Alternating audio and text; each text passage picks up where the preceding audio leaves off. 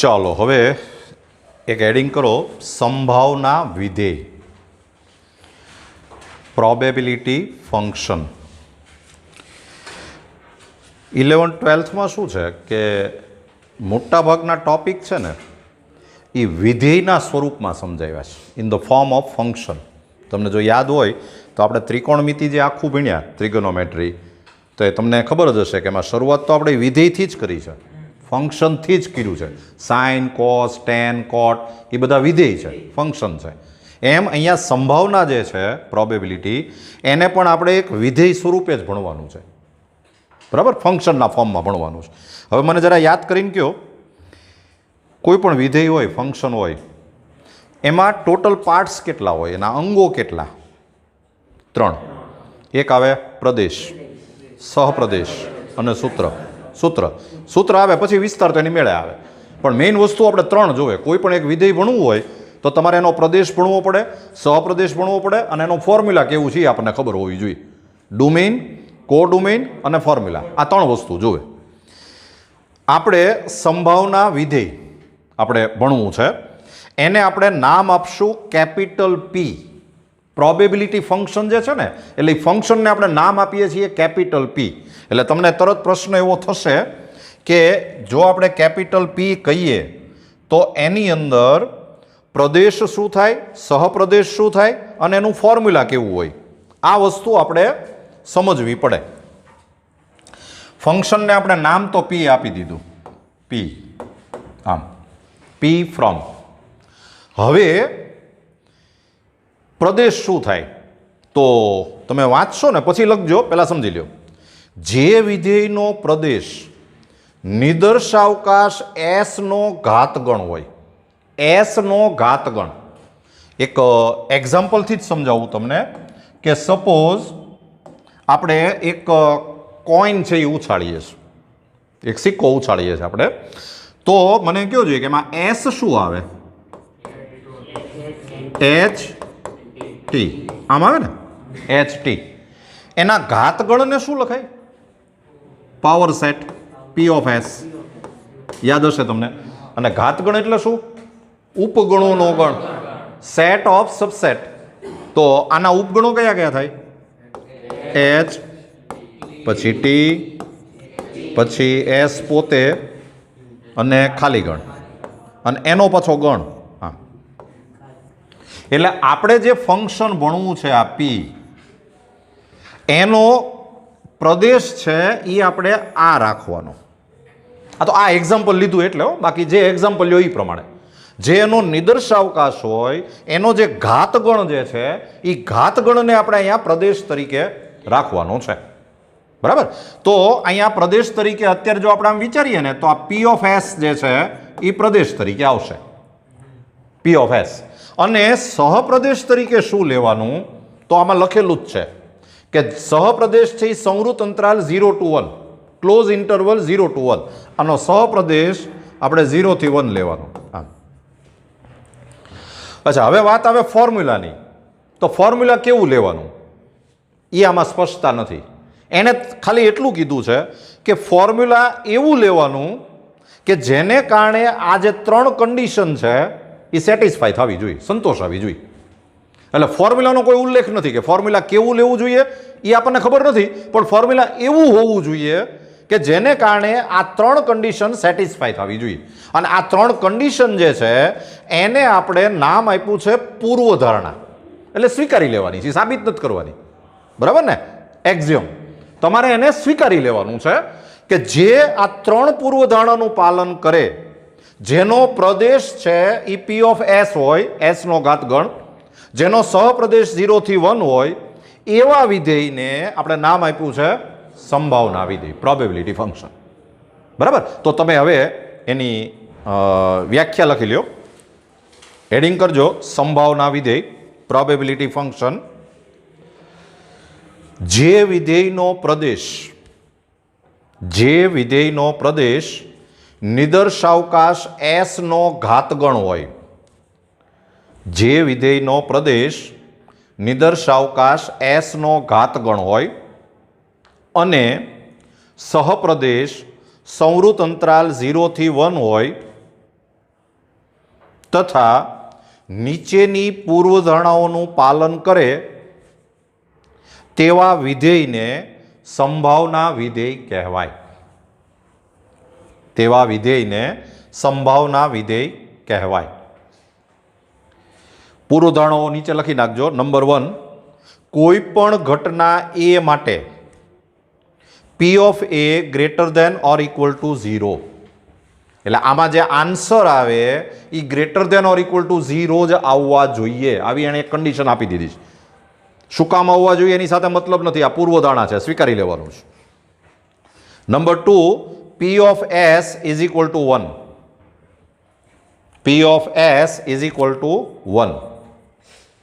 અહીંયા જરાક નામ છે ને એ મેચ થઈ જાય છે. આ P of S એટલે ઘાતગણ અને આમ P of S એટલે આ P ફંક્શન જે છે એનું ફોર્મ્યુલા એ એકચ્યુઅલી મેચ થઈ જાય છે. ખરેખર જૂની ટેક્સ્ટબુકમાં એસની જગ્યાએ યુ નામ હતું ત્યારે વાંધો નહોતો આવતો. અત્યારે જરાક થોડુંક આ મેચિંગ થઈ જાય છે પણ આપણે એને સમજી લેશું.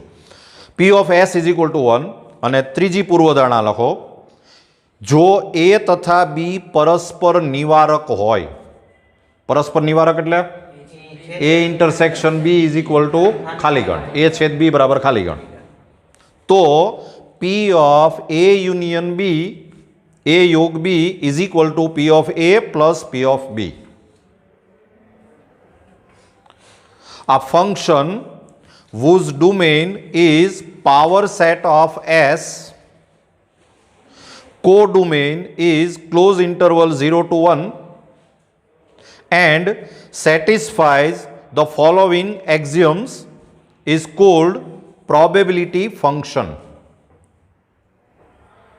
Number 1, for any event A, P of A greater than or equal to 0, P of S is equal to 1. And number 3, if A and B are mutually exclusive events, then P of A union B is equal to P of A plus P of B. હવે જો સમજવાની try કરજો. થોડી વાર માટે એમ સમજો કે આ S છે એની જગ્યાએ હું U નામ આપી દઉં. જરાક સમજવામાં સારું પડશે. એટલે આ P of U થઈ ગયું આમ. એટલે અહીંયા પ્રદેશ છે એ P of U થયો. બરાબર ને? આમ થયું. આ હવે કેવા શું માગે છે? પહેલાં તો મને એમ કહો, આના પ્રદેશમાં ડોમેઇનમાં છે શું? માનો કે તમે, હું એમ કહું કે આપણે વિધેયમાં કંઈક આપણે વેલ્યુ લેવી છે, તો મને એમ કહો છો વિધેયમાં વેલ્યુ લેવાય ક્યાંથી? પ્રદેશમાંથી, ડોમેઇનમાંથી. તો ડોમેઇનમાં છે શું? આ છે. જો મેથેમેટિકલ વર્ડમાં કહીએ તો આ બધું શું છે? આ છે શું? આ એચ ઈ શું છે? ઘટના. એ શું છે? ઇવેન્ટ છે. આપણે આ એચ આ યુના જે ઉપગણો જે છે, એસના ઉપગણો, એને આપણે ઘટના નામ આપેલું છે. એટલે આ જે છે એ ઘટના છે, આઈ ઘટના છે, ઇવેન્ટ છે, આઈ ઇવેન્ટ છે, આઈ ઇવેન્ટ છે. એટલે હું તમને કદાચ એમ કહું કે સંભાવના વિધેયમાં આપણે માનો કે પ્રદેશમાંથી એક ઘટક લેવો છે, તો તમારે લેવાનું શું? ઘટના. P of 1 એવું ન લેવાય. એકડો બગડો તગડો એવું એમાં નથી. કોઈ વાસ્તવિક સંખ્યાઓ નથી કે કોઈના નામ નથી. એની અંદર છે ઘટનાઓ છે. અને ઘટનાઓને આપણે સિમ્બોલિકલી શું કહીએ છીએ? સંકેતમાં capital A, capital B, capital C એવું આપણે કહીએ. બરાબર? તો એ એમ કહે છે કે આ સંભાવના વિધેય જે છે એનું ફોર્મ્યુલા એવું હોવું જોઈએ. કેવું હોવું જોઈએ નથી ખબર, પણ એવું હોવું જોઈએ કે તમે માનો કે કોઈ એક ઇવેન્ટ A લ્યો અને એને તમે ફોર્મ્યુલામાં મૂકો P of A, તો આનો answer greater than or equal to 0 જ આવવો જોઈએ. પોઝિટિવ આન્સર આવવો જોઈએ, નેગેટિવ નહીં આવવો જોઈએ. ફોર્મ્યુલા આપણે બનાવશું, આ બધાને ધ્યાનમાં રાખીને આપણે ફોર્મ્યુલા બનાવવાનું છે. બીજી કન્ડિશન એણે એવી આપી કે જો તમે આ P જે છે આમાં વિધેય, એમાં તમે આ H લઈ શકો, D લઈ શકો, S લઈ શકો. જો તમે S લ્યો, કારણ કે S છે એ પોતે પણ એક ઘટના જ છે, ઇવેન્ટ જ છે, તો આનો આન્સર 1 જ આવવો જોઈએ. અત્યારે ભલે મેં આ એક્ઝામ્પલ આપ્યું, પણ ગમે એ એક્ઝામ્પલ લ્યો, તમે S મૂકો ને તો આન્સર 1 જ આવવો જોઈએ, પાક્કું. અને ત્રીજી કન્ડિશન એમ છે કે સપોઝ તમે આ જે ઇવેન્ટ છે એને તમે A નામ આપો, આ ઇવેન્ટને તમે સપોઝ B નામ આપો, તો મને એમ કહેજો કે આ બે ઇવેન્ટ જે છે A અને B એ પરસ્પર નિવારક ખરી? એક્સક્લુઝિવ? જો તો આ બેનો છેદગણ ખાલીગણ થાય કે ન થાય? થાય. એટલે આ બે પરસ્પર નિવારક તો છે જ. તો આ કન્ડિશનનું પાલન થવું જોઈએ કે તમે પી ઓફ એ યુનિયન બી લ્યો ને તો is equal to P of A plus P of B એમ થવું જોઈએ. આમ થવું જોઈએ, પણ એમાં એ અને બી કેવી હોવી જોઈએ? પરસ્પર નિવારક, એક્સક્લુઝિવ હોવી જોઈએ. જો આ ત્રણ કન્ડિશનનું પાલન થાય તો આ ફંક્શનને આપણે નામ આપ્યું છે સંભાવના વિધેય. અને તમે એક વસ્તુ માર્ક કરી હશે કે હજી સુધી હું એમ જ બોલ્યા કરું છું કે ફોર્મ્યુલા એવું હોવું જોઈએ, એવું હોવું જોઈએ, પણ કેવું હોવું જોઈએ એવું આપણે નથી બોલ્યા. પણ એ એવું હોવું જોઈએ કે આ બધું સેટિસ્ફાય થાય અને એની ઉપરથી આપણે ફોર્મ્યુલા બનાવવાનું છે. એ સંભાવનાની બીજી ડેફિનેશન આવશે, પણ આને કહેવાય પૂર્વધારણાવાળી ડેફિનેશન છે. આપણે આ બધું સ્વીકારી લેવાનું છે. બરાબર? તો ફાઇનલી તમને આટલું યાદ રહેવું જોઈએ કે સંભાવના વિધેય છે એનો પ્રદેશ શું હોય? ડોમેન. ડોમેન શું હોય? એસ નો ઘાતગણ. નિદર્શાવકાશ એસ નો ઘાતગણ. સેમ્પલ સ્પેસ એસ જે હોય એનો પાવર સેટ. બરાબર? સહપ્રદેશ શું હોય? 0 થી 1. કો ડોમેન છે 0 થી 1. ફોર્મ્યુલાની આપણને ખબર નથી, પણ આ ત્રણ કન્ડિશન સેટિસ્ફાય થવી જોઈએ. બરાબર?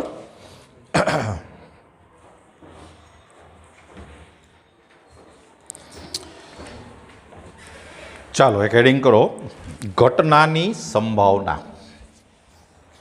Probability of N event. હવે જુઓ કે આપણે જે સંભાવના વિધેયની વાત કરી એમાં પ્રદેશ તરીકે તમે પી ઓફ એસ લ્યો છો, સહપ્રદેશ તરીકે તમે 0 થી 1 લ્યો છો, અને આપણે વાત હતી ફોર્મ્યુલા બનાવવાની. ફોર્મ્યુલા કેવું હોય? અહીંયા છે ને પી ઓફ એક્સ એમ ન બોલાય, કારણ કે અહીંયા આપણે જે ઘટક લેવાનો છે એ આમાંથી લેવાનો છે, અને આમાં હશે શું? ઘટનાઓ. હું વારે ઘડીએ બોલું છું, ધ્યાન રાખજો. આમાં બધી ઘટનાઓ હશે, ઇવેન્ટ્સ હશે, અને ઇવેન્ટ્સ છે એને આપણે સંકેતમાં કેપિટલ એ, કેપિટલ બી, એટલે તમે જે ફોર્મ્યુલા લખો એ પી ઓફ એ કે પી ઓફ બી કે પી ઓફ સી એમ બોલાય. પી ઓફ એક્સ એમ નો બોલાય. બરાબર? પી of A is equal two આપણે ફોર્મ્યુલા બનાવવું છે, પણ એ ફોર્મ્યુલા એવું બનાવવાનું છે કે જેમાં ઓલી ત્રણ પૂર્વધારણા એનું પાલન થવું જોઈએ. બરાબર? તો એ ફોર્મ્યુલા શું છે એ આપણે હવે લખીએ છીએ. એટલે પહેલાં તમે આખું આ લખી લ્યો, પછી તમને સમજાવું. લખો, પી of A is equal two formula છે R upon N. R upon N, આવું એક ફોર્મ્યુલા છે. તો પાછું આપણને ખબર પડવી જોશે કે એમાં આર શું છે. તો મેં બાજુમાં લખ્યું જ છે કે જ્યાં આર ઇઝ ઇક્વલ ટુ ઘટના એના સાનુકૂળ ઘટકોની સંખ્યા. પેલા લખી નાખો પછી સમજાવું. ઘટના એના સાનુકૂળ ઘટકોની સંખ્યા. Number of elements favourable to capital A. અને એન શું છે? તો એન ઇઝ ઇક્વલ ટુ નિદર્શાવકાશ એસ ના ઘટકોની સંખ્યા. નિદર્શાવકાશ એસ ના ઘટકોની સંખ્યા. કુલ શક્ય પરિણામો. Number of elements of sample space S. Total possible outcomes. આવું આ ફોર્મ્યુલા છે. બરાબર? હવે જુઓ, થોડુંક સમજવાની ટ્રાય કરજો. જો તમે આને બરાબર આમ તમને આમ ગળે ઉતરી ગયું ને તો પછી આ સમ તમને સાવ સહેલા લાગશે. શું કરવાનું એ તમને કહું. તમને ધારો કે પછી આપણે કેટલાક એક્ઝામ્પલ લઈએ, પણ એક અત્યારે આપણે સાવ સિમ્પલ એક્ઝામ્પલ લઈએ.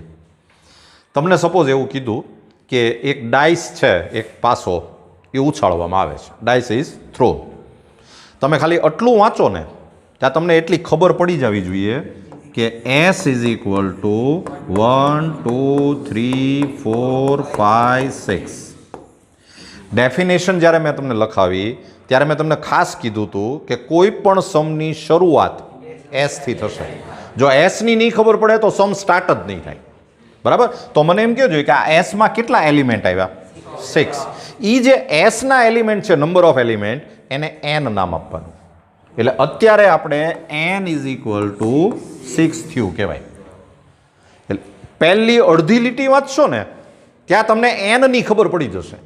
અને હવે જે આપણે સમ કરવાના છીએ એમાં આ એસ લખવો જરૂરી નહીં, એમાં કેટલા એલિમેન્ટ આવે એ જરૂરી. તમે માનો કે આ ન લખો ને સીધું એમ કહો કે n = 6 એટલે આપણું કામ પૂરું. બીજું શું પૂછ્યું છે, માનો કે તમને આમ પૂછ્યું છે કે એક પાસો ઉછાળવામાં આવે છે, આ ડાઇસ ઇઝ થ્રોન, અને તમને એમ કે પાસા પર બેકી સંખ્યા આવે એ ઘટનાની સંભાવના શોધો. Find the probability of the event that the outcomes should be even numbers. માનો કે તમને આમ આપ્યું છે તો તમારે શું કરવાનું કે તમને જે ઘટનાની સંભાવના પૂછી હોય, જેની પ્રોબેબિલિટી પૂછી હોય, એ ઘટનાને પહેલાં કંઈક નામ આપી દેવાનું. તમે સમ સ્ટાર્ટ કરો ને ત્યારે પહેલું જ આમ લખવાનું કે બેકી પૂર્ણાંક આવે તે ઘટના is equal two A is equal two, એવું તમારે પહેલાં એને નામ આપી દેવાનું. an event that outcomes is even number, આવું એક પહેલાં નામ આપી દેવાનું. હવે મને એમ કહો કે એ જે એ ઘટના જે છે એમાં કયા કયા ઘટકો આવે? 2 4 6 2 4 6. તો એ જે ઘટનામાં જે ઘટકો આવે, ઇવેન્ટમાં જે એલિમેન્ટ આવે, એને આપણે નામ આપ્યું છે આર. તો આર ઇઝ ઇક્વલ ટુ 3 ક્યુ કહેવાય. અને હવે એકવાર તમને આર મળી જાય, એન મળી જાય, એટલે તમને આ ઘટનાની સંભાવના શોધતા આવડે કે P of A is equal to R upon N, તો ઇઝ ઇક્વલ ટુ 3/6, આન્સર આવે 1/2. લ્યો, આપણો દાખલો થઈ ગયો પૂરો. તમારે સમ વાંચી અને પહેલું કામ એ કરવાનું કે તમારે પ્રયોગ કયો કરવાનો છે, કયો એક્સપેરિમેન્ટ છે.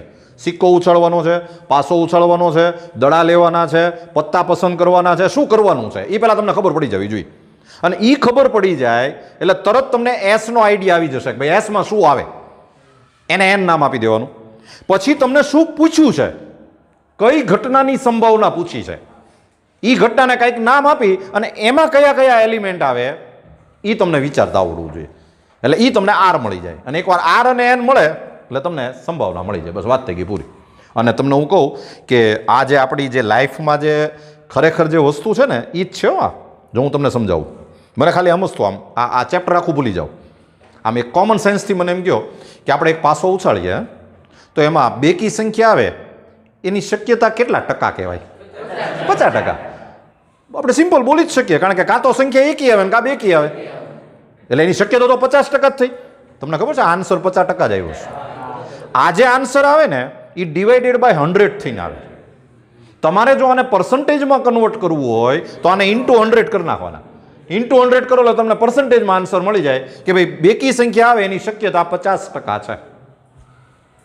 જો આ એકચ્યુઅલી જે આપણે એમ કહીએ ને, માનો કે તમે એક લોટરીની ટિકિટ લીધી છે અને તમારી જાણવું હોય કે તમને લોટરી લાગે એની શક્યતા કેટલી, તો તમને આ ચેપ્ટર આવડતું હોવું જોઈએ અને તો જ લોટરીની ટિકિટ લેવાય. એ શક્યતા જાણ્યા પછી એ ખરેખર એ એક મેથ્સ છે. બાકી તો તમને ખબર છે કે લોટરીમાં માનો કે કરોડ રૂપિયાનું ઇનામ રાખ્યું હોય છતાંય લોટરી રાખવાવાળા તો કમાય જ છે, બરાબર? તો એની પાસે આ મેથ્સ છે. એને આધારે ખબર પડે કે ભાઈ આ લોટરી લાગવાની શક્યતા આટલી છે, એની સામે પૈસા આટલા આવવાના છે, તો એ સરભર થઈ જતું હોય, બરાબર? એટલે આ એક સરસ મજાનું મેથ્સ છે. તમારે ટેવ એવી પાડજો કે પહેલાં એસમાં કેટલા આવે, એમાં કેટલા ઘટક આવે, બે વસ્તુની ખબર પડે એટલે તમને પ્રોબેબિલિટી મળશે, બરાબર? આ મેં તમને એક સિમ્પલ એક્ઝામ્પલ કરાવ્યું, પછી આપણે થોડાક બીજા એક્ઝામ્પલ લઈએ.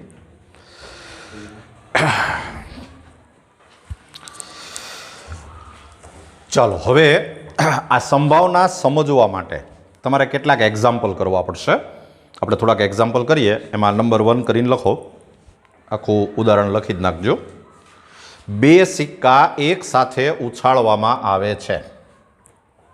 2 સિક્કા એક સાથે ઉછાળવામાં આવે છે. તો મેં બધા સમ છે ને માસ્ટર જ લીધા છે. એ સમમાં જેટલું પૂછી શકાય ને એ બધું એક સમમાં લઈ લઉં છું, બરાબર? તો નંબર 1, બંને સિક્કા પર છાપ આવે. નંબર 2, બંને સિક્કા પર કાટ આવે. નંબર 3, એક સિક્કા પર છાપ આવે. નંબર 4, ઓછામાં ઓછા એક સિક્કા પર છાપ આવે. તેની સંભાવના શોધો. 2 coins are tossed then find the probability of the following events. એમાં A, head occurs on both the coins. Tail occurs on both the coins. C, head occurs on one coin. અને D, head occurs on at least one coin. આવો કંઈક આ સમ છે. પહેલાં બરાબર સમજી લ્યો અને પછી આપણે ધીમે ધીમે આ ચાર ઘટનાની સંભાવના શોધીએ.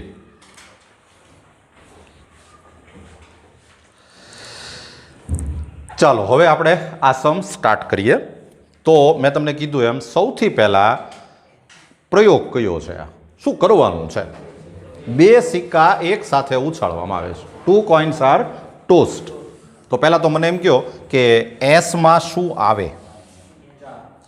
એસ ઇઝ ઇક્વલ ટુ તમને ખબર છે કે એમાં એચ આવે, એચ ટી આવે, ટી એચ આવે અને ટી આવે. બે સિક્કા તમે એક સાથે ઉછાળો એટલે 4 શક્યતા આવે. બરાબર ને? તો તરત જ બાજુમાં લખી નાખવાનું n ઇઝ ઇક્વલ ટુ 4. આ આપણને n મળી ગયું. અને હું તમને એક કહું કે એક જ સમમાં જો ઘણા બધા સમ પૂછે તો એ બધા જ સમ માટે n તો 4 જ રહે, ખાલી r બદલાતો રહે. n તો બધા માટે સરખો જ રહેશે, હવે ખાલી આપણે r બદલવાનો રહેશે. તો હવે આપણે ફર્સ્ટ સમ કરવો છે પહેલો. તો એમાં એણે જે લખ્યું છે ને એને પહેલાં કંઈક ઘટના એવું તમારે નામ આપવું પડે. એટલે તમારે સૌથી પહેલાં આમ લખો કે a ઇઝ ઇક્વલ ટુ બંને સિક્કા પર છાપ આવે તે ઘટના. An event that both the coin shows head. The head occurs on both the coins. હવે આ જે એ ઘટના જે છે એમાં કયા ઘટકો આવે, કયા એલિમેન્ટ આવે? બે સિક્કા ઉપર એચ હોવો જોઈએ, એચ આ એક જ આવે. હા, બંને સિક્કા ઉપર એચ આવે એ ઘટનાને લખાય એચ. બરાબર? મને કહો આમાં કેટલા એલિમેન્ટ આવ્યા? 1 કહેવાય, 2 નો કહેવાય. r ઇઝ ઇક્વલ ટુ 1 કહેવાય. અને હવે p of a is equal two r અપન n, એટલે આન્સર આવે 1/4, 25%. લ્યો આ સમ થઈ ગયો પૂરો. સેકન્ડ સમ કરીએ. પહેલાં એ ઘટનાને કંઈક નામ આપો. b ઇઝ ઇક્વલ ટુ બંને સિક્કા પર કાટ આવે તે ઘટના. આખું સેન્ટેન્સ વ્યવસ્થિત લખજો. An event that tail occurs on both the coins. હવે એ જે બી ઇવેન્ટ છે એમાં કયા કયા ઘટકો આવશે કયો જોઈએ મને? બંને સિક્કા ઉપર ટી આવે એટલે TT, B is equal to TT. તો આ આર ઇઝ ઇક્વલ ટુ કેટલા કહેવાય? 1. અને આર ઇઝ ઇક્વલ ટુ 1. તો હવે આપણે પી ઓફ બી શોધવું હોય તો P of B is equal to R upon N 1/4. લ્યો આ આપણો આન્સર. એટલે કદાચ માનો કે તમે એક નાનકડું જુગાર રમતા હો અને તમને કોઈ એમ કહે કે 2 ઉપર એચ આવે તો હું જીત્યો અને 2 ઉપર ટી આવે તો તું જીત્યો. તો મને એમ કહો કે આ જે જુગાર છે એ પ્રમાણિક કહેવાય, ઓનેસ્ટ કહેવાય? આમ કહેવાય, કારણ કે બેયની જીતવાની શક્યતા સરખી છે. કારણ કે બેયની 1/4 છે એટલે એ પ્રમાણિક જુગાર કહેવાય. જુગારમાં પ્રમાણિકતા હોય. બરાબર? એટલે એમાં એનો મતલબ એમ થયો કે બેયની જીતવાની શક્યતા સરખી છે. બરાબર? એટલે આવી રમત, અહીંયા રમત કહીશું આપણે પણ છે એ જુગાર, એ આવી રમત રમાય એમ ટૂંકમાં. આવી રમત રમો તો એમાં વાંધો નહીં, કારણ કે એમાં બેયની જીતવાની શક્યતા સરખી છે. બરાબર? ચાલો પછી નંબર 3. હવે આપણે નામ આપીએ C. C is equal two એક સિક્કા પર છાપ આવે, એક સિક્કા પર છાપ આવે તે ઘટના, એક સિક્કા પર છાપ આવે તે ઘટના, an event that had occurs on one coin. તો આપણે જો સી ઇવેન્ટ લખવી હોય, એક સિક્કા ઉપર છાપ આવે, મને એમ કહો કયા કયા ઘટકો આવે? એચ ટી અને ટી એચ. કારણ કે કયા સિક્કા ઉપર છાપ આવે એવું લીધું નથી, એટલે એક સિક્કા ઉપર છાપ આવે એવા બે ઘટકો થયા, એચ ટી અને ટી એચ. હા, તો આમાં આર ઇઝ ઇક્વલ ટુ 2 કહેવાય. અને હવે તમારે પી ઓફ સી શોધવું હોય તો આર અપન એન, તો 2/4, આન્સર આવે 1/2, 50%. એટલે માનો કે તમે કોઈ એવી રમત રમતા હો કે ભાઈ બે સિક્કા ઉપર એચ આવે તો હું જીત્યો અને એક સિક્કા ઉપર એચ આવે તો તું જીત્યો, એ રમત જે છે એ પ્રમાણિક ન કહેવાય, સમતોલ રમત ન કહેવાય, એને બેલેન્સ જે ગેમ ન કહેવાય એને, બરાબર? કારણ કે આની જીતવાની શક્યતા વધી ગઈ 50%, આની 25% જ છે, બરાબર? ચાલો નંબર 4, ઓછામાં ઓછા એક સિક્કા પર છાપ આવે એવું લખ્યું છે, તો આપણે એને ડી નામ આપીએ. ડી ઇઝ ઇક્વલ ટુ ઓછામાં ઓછા એક સિક્કા પર છાપ આવે તે ઘટના, an event that had occurs on at least one coin. તો કયો જોઈએ મને ડીમાં કયા કયા મેમ્બર આવે? ઓછામાં ઓછું એક એટલે એક અથવા એક કરતાં વધારે, એટલીસ્ટ વન એટલે one or more than one, એટલે આની અંદર એચ એચ એ આવે, પછી એચ ટી આવે અને ટી એચ એ આવે, ટી નો આવે, ટી નો આવે. તો આમાં આર ઇઝ ઇક્વલ ટુ 3 કહેવાય. અને હવે તમે આની સંભાવના શોધશો પી ઓફ ડી, તો આર અપન એન, તો 3/4, 75%. લ્યો આપણે સમ પૂરો કર્યો.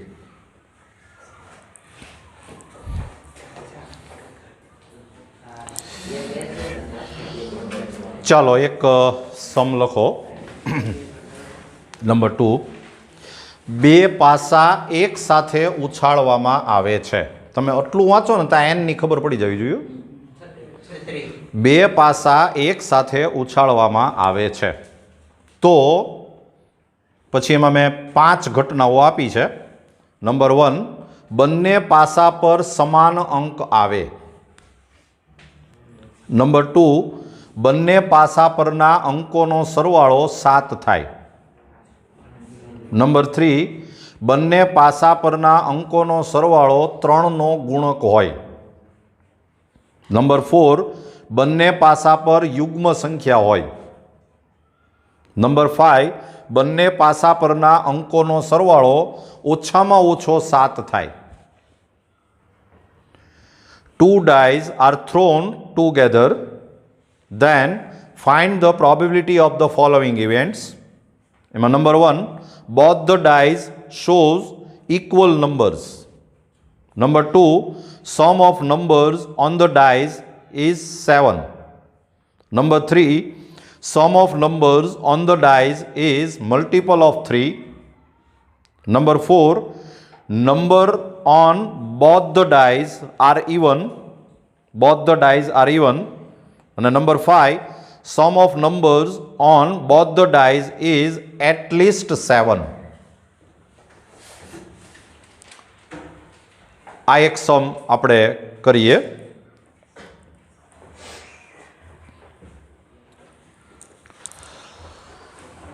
ચાલો હવે આપણે આ સમ જો સ્ટાર્ટ કરીએ તો સૌથી પહેલાં તમે પહેલું જ વાક્ય વાંચશો ને કે બે પાસા એક સાથે ઉછાળવામાં આવે છે. 2 2 dice are thrown together. તો એમાં એસમાં કેટલા ઘટકો આવે? 36 આવે, 36 મેમ્બર્સ આવે. એ 36 ઘટકો લખવા જરૂરી નથી. આપણે આમ તેવડ હતી ત્યાં સુધી લખ્યા, તેવડ ન હોય ને ત્યારે નહીં લખવાના. એ કમ્પલસરી નથી. આપણને ખાલી એટલી ખબર પડી ગઈ કે n ઇઝ ઇક્વલ ટુ 36 છે, બસ. બરાબર, આ પૂરું થઈ ગયું. હવે આપણે પહેલો સમ કરવો છે, ફર્સ્ટ સમ. પહેલું એમાં એમ લખ્યું છે કે બંને પાસા પર સમાન અંક આવે. એને તમે નામ આપી દો એ. હું નથી લખતો, તમારે લખવાનું. એ ઇઝ ઇક્વલ ટુ બંને પાસા પર સમાન અંક આવે તે ઘટના, એવું તમારે લખવું પડે. N event that both the dice shows equal numbers. આવું એક પહેલા સેન્ટેન્સ લખવું જોઈએ. અને હવે એ ઇવેન્ટ જે છે, એ ઘટના મને જરા વિચારીને કહો કે એમાં કયા કયા ઘટકો આવે. બે પાસા ઉપર સરખા આંકડા આવવા જોઈએ. એટલે 1 1, પછી 2 2, પછી 3 3, પછી 4 4, પછી 5 5 અને 6 6. આગળ જતા તમે આ એ ઇવેન્ટ ન લખો તોય ચાલે. તમને ખાલી ખબર પડી જવી જોઈએ કે એમાં 6 ઘટક આવે. એ ખબર પડી જાય એટલે આપણું કામ પૂરું. લખવા જરૂરી નથી. બરાબર. તો અત્યારે આર ઇઝ ઇક્વલ ટુ કેટલું આવ્યું? 6. 6 ઘટકો આવ્યા. તો એની સંભાવના આપણે શોધીએ તો P of A is equal to R upon N, એટલે કે 6/36. આન્સર આવે 1/6. તમને ખબર પડી આન્સર છે એ 0 અને 1 ની વચ્ચે જ આવે છે. અને એ આવવું જ જોઈએ, કારણ કે આપણું જે વિધેય આપણે બનાવ્યું છે એમાં સહપ્રદેશ 0 to 1 જ રાખ્યું છે, કોડોમેઇન. ચાલો સેકન્ડ, એ જે કંઈ ઇવેન્ટ છે એને બી નામ આપો. આને આપણે બી નામ આપવાનું છે, event B. B is equal to બંને પાસા પરના અંકોનો સરવાળો 7 થાય તે ઘટના. An event that sum of numbers on the dice is 7. ચાલો હવે આપણે બી ઘટના લખવી છે. સરવાળો 7 થાય એવા ઘટકો લખવાના છે. કયા કયા આવશે? 1 6, પછી 2 2 5, પછી 3 4, પછી 4 3, હોય ને આવો ઘટક એમાં. પછી 5 2 અને 6 1. લ્યો, આટલા ઘટક આવશે. સરવાળો 7 થવો જોઈએ. અને પછી પાછા બ્રેક રાખજો, 7 0 ને એવું ન લેતા. પાછામાં 7 આવે જ નહીં. એટલે આપણે જે કાંઈ લેવાનું છે એ એસમાંથી લેવાનું છે. તો આ આર ઇઝ ઇક્વલ ટુ 6 થયું. અને આની સંભાવના P of B is equal to R upon N, એટલે કે 6/36. આન્સર આવશે 1/6.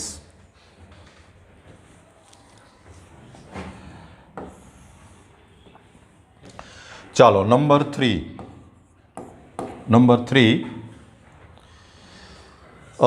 એને આપણે નામ આપવું છે સી ઘટના. આને તમે સી નામ આપી દો. સી ઇઝ ઇક્વલ ટુ બંને પાસા પરના અંકોનો સરવાળો 3નો ગુણક હોય તે ઘટના. An event that sum of numbers on the dice is multiple of 3. એને આપણે સી ઘટના એવું નામ આપેલું છે. તો સી ઇઝ ઇક્વલ ટુ સરવાળો છે ને એ 3નો ગુણક થવો જોઈએ, મલ્ટિપલ ઓફ 3. એટલે કે 3 થાય, 6 થાય, 9 થાય, 12 થાય, 15 થાય, એવા મેમ્બર આપણે લેવાના છે. તો આમ આડેધડ ન લેતા. પહેલાં 1 વાળી લાઈન ચેક કરી લ્યો, એમાં કયા કયા ઘટકો આવે? 1 2 આવે. જો આ સરવાળો 3 થયો, એ 3નો ગુણક કહેવાય, મલ્ટિપલ ઓફ 3. પછી 1માં 1 5 આવે. આડેધડ લેશો તો ભૂલાઈ જશે. એટલે 1 વાળી લાઈન પૂરી થઈ ગઈ. હવે 2 વાળી લાઈન લ્યો તો એમાં 2 1 આવે, 2 1 આવે. પછી આવે 2 4, પછી 2 વાળી લાઈન પૂરી ન આવે ને હવે કંઈ. પછી 3 વાળી લાઈન લ્યો તો એમાં 3 3 આવે અને 3 6 આવે. દરેક લાઇનમાંથી બબ્બે આવશે. 3 6 પછી 4 વાળી લાઈન લ્યો તો એમાં 4 2 આવે અને 4 5 આવે. સરવાળો 9 થાય ને, 9 મલ્ટિપલ ઓફ 3. પછી 5 વાળી લાઈન લ્યો તો 5 1 આવે અને 5 4 આવે. 6 વાળી લાઈન લ્યો તો એમાં 6 3 આવે અને 6 6 આવે. લ્યો આટલા મેમ્બર આવશે. જો આમાંથી એકાદો મેમ્બર ભૂલાઈ ગયો તો તમારો આન્સર ખોટો આવે. બરાબર? કયો મને આ કેટલા મેમ્બર છે? R is equal two 12. અને હવે તમારે એ સંભાવના શોધવી હોય P of C is equal two R અપન N, તો ઇઝ ઇક્વલ ટુ 12/36, એટલે આન્સર આવશે 1/3. લ્યો આ પ્રોબેબિલિટી 1/3 થઈ.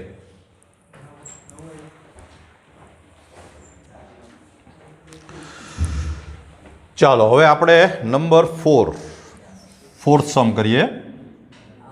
નંબર 4 એને આપણે ડી નામ આપીએ. ડી ઇઝ ઇક્વલ ટુ, આ ઘટનાને તમે ડી નામ આપી દો. ડી ઇઝ ઇક્વલ ટુ બંને પાસા પર યુગ્મ સંખ્યા હોય તે ઘટના. An event that number on both the dies are even. તો ડીમાં કયા કયા ઘટકો આવશે? બે પાસા ઉપર બેકી સંખ્યા હોવી જોઈએ, ઇવન નંબર્સ. તો 1 વાળી લાઈનમાં તો કાંઈ આવે જ નહીં. 2 વાળી લાઈનમાં 2 2 આવે, પછી 2 4 આવે, પછી 2 6 આવે ને. પછી 3 વાળી લાઈન જે છે એમાં કાંઈ ન આવે. 4 વાળી લાઈનમાં 4 2 આવે, પછી 4 4 આવે, 4 6 આવે.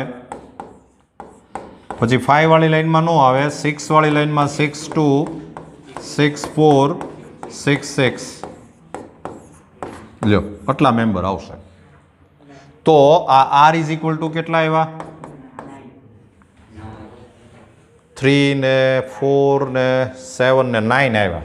R is equal two 9. અને તો પછી P of D is equal two R અપન N, એટલે કે 9/36. આન્સર આવશે 1/4.